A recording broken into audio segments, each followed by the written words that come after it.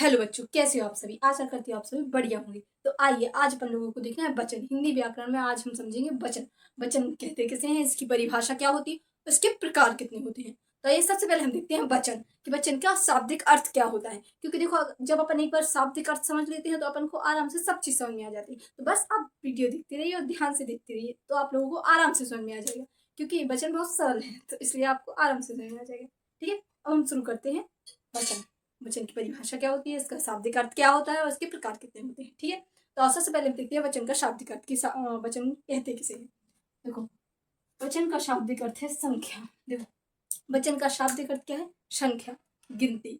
जो अपन जैसे कि गिनते हैं 1 2 3 4 5 6 7 8, मतलब कोई भी संख्या हो, जैसे कि 4 5 1 2, कोई भी संख्या हो, तो वचन का शाब्दिक अर्थ क्या होगा, संख्या।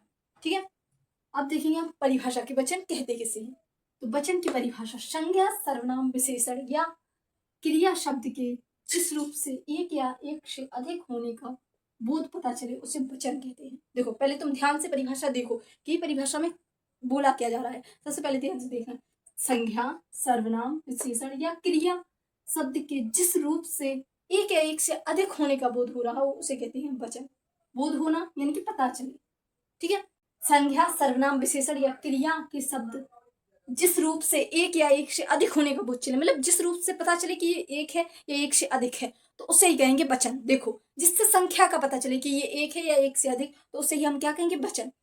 संज्ञा, सर्वनाम, विशेषण या क्रिया शब्द से पता चले कि ये दो या दो से अधिक है या फिर एक है, तो उसे ही क्या कहेंगे, वचन। अब देखो, वचन की वजह से तो आप लोगों को समझ में आ गई कि वचन कहते किसे हैं। अब हम देखेंगे इसके प्रकार कि वचन कितने प्रकार के होते हैं। ठीक है, सीधी सी भाषा में वचन की परिभाषा क्या होती है कि जिससे संख्या का पता चले, मतलब कि ये एक है या दो है या दो से अधिक है, तो उसे ही कहेंगे वचन। ठीक है, अब हम देखते हैं इसके प्रकार, वचन कितने प्रकार के होते हैं। देखो, वचन दो प्रकार के होते हैं, मुख्य रूप से वचन दो प्रकार के होते हैं, एक वचन, बहुवचन। वैसे तो आप लोगों को नाम से ही समझ में आ गया होगा कि एक वचन और बहुवचन का मतलब क्या है, लेकिन फिर भी हम एक बार समझने के लिए आराम से देख लेते हैं। ठीक है, आप लोग भी देखते हैं। एक वचन, एक वचन कहने में भी समझ में आ रहा है ना, लेकिन फिर भी देखो, जिसमें किसी व्यक्ति, वस्तु आदि के एक होने का बोध हो।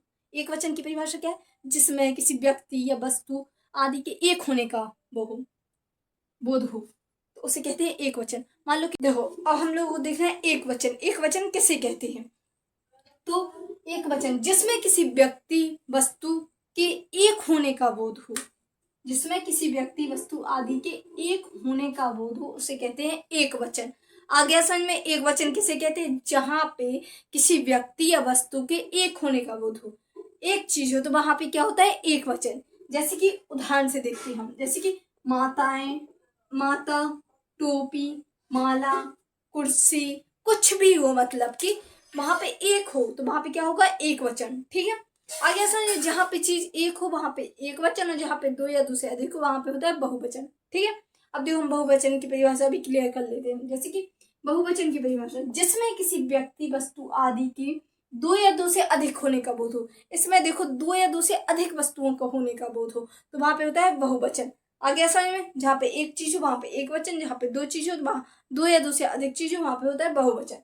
ठीक है, जिसमें किसी व्यक्ति, वस्तु आदि के दो या दो से अधिक होने का बोध हो, वहां पे होता है बहुवचन।